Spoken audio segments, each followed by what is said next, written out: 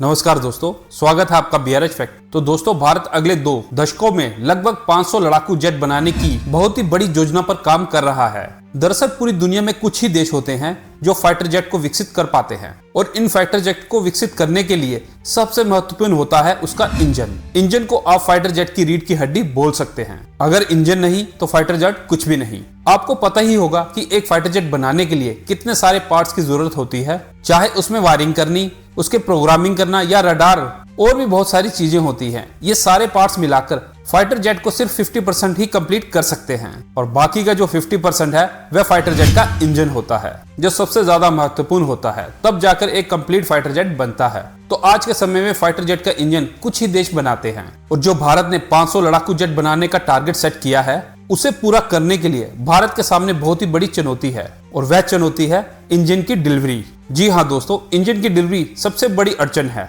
ये अड़चन क्यों आ रही है आपको इस वीडियो में जरूर बताएंगे। तो दोस्तों, आगे बढ़ने से पहले आपसे एक छोटी सी रिक्वेस्ट है, अगर आपने मेरे चैनल को सब्सक्राइब नहीं किया है प्लीज सब्सक्राइब कर लेना ताकि आपको आने वाली वीडियो की नोटिफिकेशन मिल सके। तो चलिए चलते हैं बिना टाइम गवाए अपनी वीडियो पर। दरअसल दोस्तों, एक फाइटर जेट को बनाने के लिए भारत के पास सारी टेक्नोलॉजी मौजूद है, लेकिन जो फाइटर जेट को कंप्लीट बनाता है वो होता है इंजन, जो भारत के पास अभी नहीं है। अगर तो आपके फाइटर जेट का इंजन बहुत ही ताकतवर है तो आप अपने फाइटर जेट में अच्छे सॉफ्टवेयर और अच्छी टेक्नोलॉजी का यूज करके कोई भी देश एक बेहतरीन फाइटर जेट बना सकता है और भारत यही कर रहा है।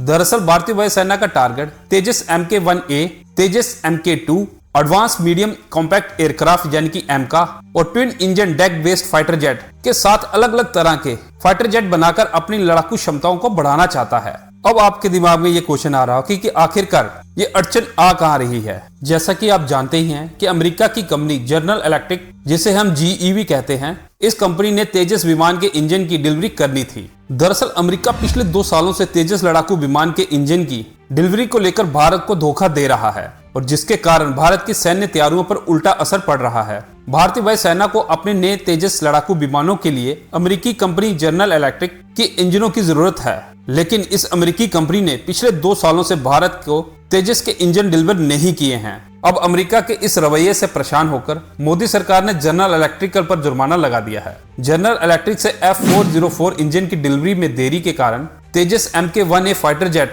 का प्रोडक्शन बुरी तरह से प्रभावित हुआ है। एक रिपोर्ट के अनुसार अगर ये इंजन डिलीवर टाइम पे हो जाते तो हिंदुस्तान एरोनॉटिक्स लिमिटेड एक साल में 18 से लेकर 24 फाइटर जेट बनाकर भारतीय वायुसेना को दे देती, लेकिन इंजनों की डिलीवरी में देरी होने के कारण इस वर्ष केवल 2 से 4 ही विमान का प्रोडक्शन होने की उम्मीद है। जनरल इलेक्ट्रिक कंपनी ने इसे देरी का जिम्मेदार ठहराया है दक्षिण कोरिया की फर्म को और ये फर्म हाल ही में ही दिवालिया हो गई है। दरअसल दोस्तों, जनरल इलेक्ट्रिक का कहना है कि दक्षिण कोरिया की जो कंपनी है उसने बहुत ही क्रिटिकल कंपोनेंट्स प्रोवाइड करने होते थे इंजन के लिए और जिसके कारण वह टाइम पर इंजन भारत को डिलीवर नहीं कर पा रहा और इंजन न मिलने के कारण हमारी भारतीय वायुसेना पर काफी ज्यादा दबाव बढ़ रहा है, क्योंकि भारतीय वायुसेना मौजूदा समय में केवल 31 स्क्वाड्रन ऑपरेट करती है, जो चीन और पाकिस्तान जैसे पड़ोसी देश हैं उनके खतरों से निपटने के लिए काफी नहीं है। भारतीय वायुसेना को चीन और पाकिस्तान जैसे देशों से निपटने के लिए कम से कम 42 स्क्वाड्रनों की जरूरत है और इसके साथ ही भारतीय वायुसेना ने MiG-21 और पुराने सोवियत युग के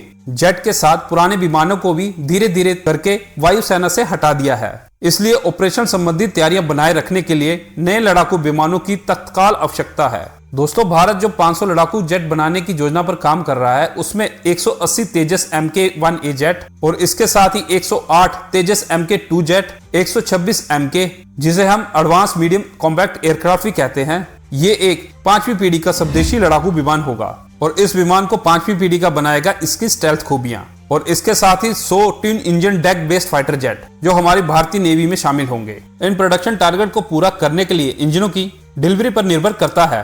भारत जनरल इलेक्ट्रिक के साथ साथ फ्रांस की कंपनी सैफ्रॉन के साथ भी बातचीत कर रहा है और इस फैसले के कारण भारत की रक्षा रणनीति और अंतरराष्ट्रीय संबंधों पर खासा असर पड़ सकता है। तो दोस्तों, क्या भारत को अमेरिका पर विश्वास करना चाहिए या फिर फ्रांस की कंपनी के साथ मिलकर सैफ्रॉन के इंजनों के साथ जाना चाहिए? आप अपने कमेंट सेक्शन में विचार बता सकते हैं।